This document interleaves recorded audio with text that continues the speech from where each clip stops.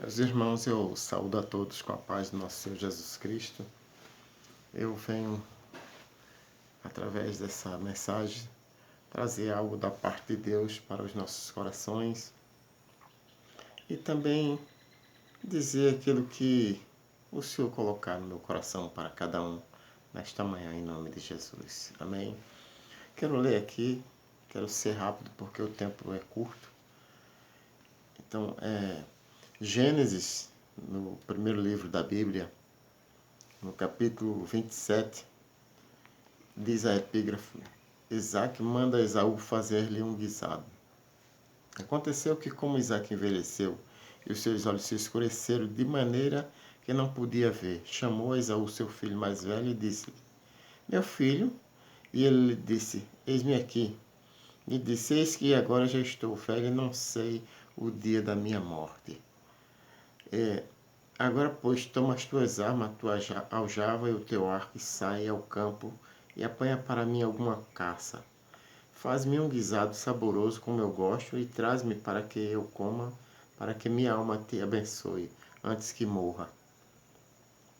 E Rebeca escutou quando Isaque falava ao seu filho Esaú, e foi-se ao Esaú ao campo para apanhar a caça que havia de trazer. E então falou Rebeca a Jacó, seu filho, dizendo: Eis que tenho ouvido teu pai que falava com Esaú, teu irmão, dizendo: Traze-me caça e faz-me um guisado saboroso, para que eu coma e te abençoe diante da face do Senhor, antes da minha morte. Agora, pois, filho meu, ouve a minha voz naquilo que eu te mando. Vai agora ao rebanho e traze-me de lá 2 bons cabritos, e eu farei dele um guisado saboroso para o teu pai, como ele gosta. E levá-los a teu pai para que coma, para que te abençoe antes da sua morte. Meus irmãos, é uma leitura extensa, eu não vou me estender na leitura, mas eu quero dizer nessa oportunidade que muitas, como disse em Provérbio, Salomão, ele disse que as más conversações corrompem o bom costume. E também existe um provérbio mundano que diz: Dize-me com quem tu andas, e eu direi quem tu és. É verdade que as pessoas mal acompanhadas tendem a fazer aquilo que aquelas que têm aquele poder de persuasão para com os outros, fazer com que as pessoas sigam-os. Mas está escrito em Jeremias, ele disse que eles se convertam a ti e não tu a eles. E às vezes as pessoas se convertem ao mal ao invés de se converter ao bem. Tem pessoas, como no caso de Jacó aqui, que vão muito mais além. Dali Jacó já começou errado. Jacó começou desde o princípio. Jacó queria ser o primogênito. Quando Isaac orou, porque havia muita tribulação, muita turbulência no ventre de Rebeca, a sua esposa, e ela falou com ele e ele orou ao Senhor. E o Senhor lhes disse que eram 2 nações e que o maior serviria ao menor. A promessa estava na mão de Jacó. Esaú serviria a Jacó. O problema é que desde o ventre, Jacó já queria sair primeiro, Jacó queria ser o primogênito. E dali em diante, Jacó foi crescendo e começou de todas as maneiras querer tirar a primogenitura do seu irmão. E com isso, ele foi andando lá para frente, a gente vai ver que ele trocou, o irmão chegou cansado do campo, com sede, com fome, e ele ofereceu um prato de lentilha para trocar pela primogenitura do irmão, e tanto que conseguiu, foi insistindo, tanto que ele conseguiu várias coisas, mas com enganação, com enrolação, com trapaça, e chegou o ponto ao qual o texto em apreço ao qual temos lido, que ele chegou nessa situação. A mãe dele disse: agora tu vai pegar a bênção do teu pai, porque a bênção naquela época, o filho mais velho, ele ficava com a metade dos bens do pai e ele dominava sobre todos os outros, até sobre a mãe deles, eles dominavam na época, no tempo. Então observe que Jacó, o caminho dele, o começo foi de tropeço. E dali, quando o irmão dele, ele conseguiu seu intento, quando chegou diante do pai, o pai disse, a voz é de Jacó, mas a pele, pelos pelos da cabra ao qual ele fez a enganação à mãe dele, mas a pele é de Esaú. E o pai disse, eu acho que é Esaú mesmo. Talvez o filho dele chegou cansado e está com a voz diferente. E ali o abençoou e passou a primogenitura para Jacó. Então, o que acontece? Jacó, agora com a primogenitura do pai, o irmão, quando descobriu tudo, que veio receber a bênção e o pai disse que já tinha abençoado, o irmão agora quer matar o próprio irmão. Não é por pouca coisa, né? Na realidade, digamos que ele tinha razão.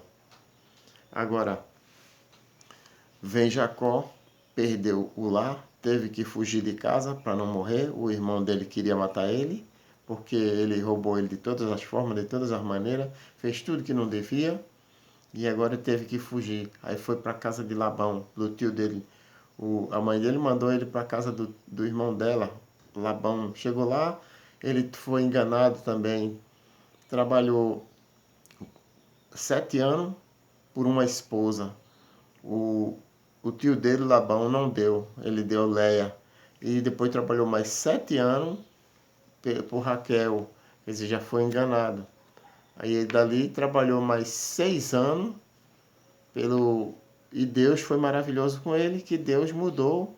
O Labão mudou o salário dele por 10 vezes. Se a malhada é tua e a lisa é minha. Aí Deus abençoava, só nascia a malhada. Aí creio que não vou me estender nessa parte aí, que eu creio que os irmãos devem conhecer, ou leia lá que eu vou dizer onde é que está. É a partir de 27 de Gênesis, capítulo 27 do Gênesis, vai até o capítulo 32, fala de Jacó. Então, ali Jacó vai, quando Jacó vem de volta, que chegou no Val de Jaboque, no capítulo 32 de Gênesis, a partir do versículo 20, 22 em diante, ali a gente observa o que foi que aconteceu com Jacó. Jacó, o Senhor pegou no Val de Jaboque, no capítulo 32 de Gênesis, ele vem já de volta, ao qual o Senhor mandou ele vir de volta falar com o pai dele, que o pai dele já estava à beira da morte. E ele volta, e quando ele chega lá no Val de Jaboque, a partir o 32, a partir do versículo 22, aí diz, levantou-se aquela mesma noite e tornou-se as suas 2 mulheres, suas 2 servas, seus 11 filhos, e passou o val de Jaboque. E tomou e fez passar. O ribeiro fez passar tudo o que tinha. Jacó, porém, ficou só. E com ele um varão até que a alva subia. Ele lutou com o varão até que a alva subia.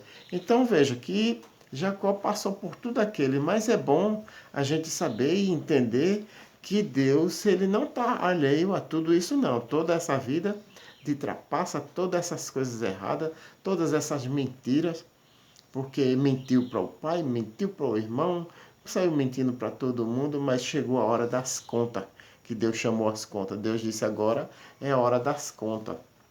E ele foi, mesmo depois de tudo aquilo que ele viu, mas ele não parou.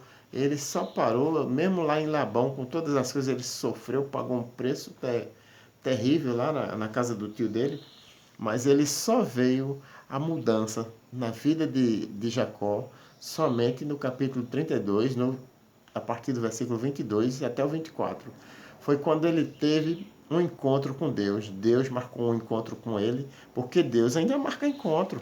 E as pessoas estão pensando que já passou, que Deus agora já envelheceu, Deus já não opera mais, já não faz mais nada.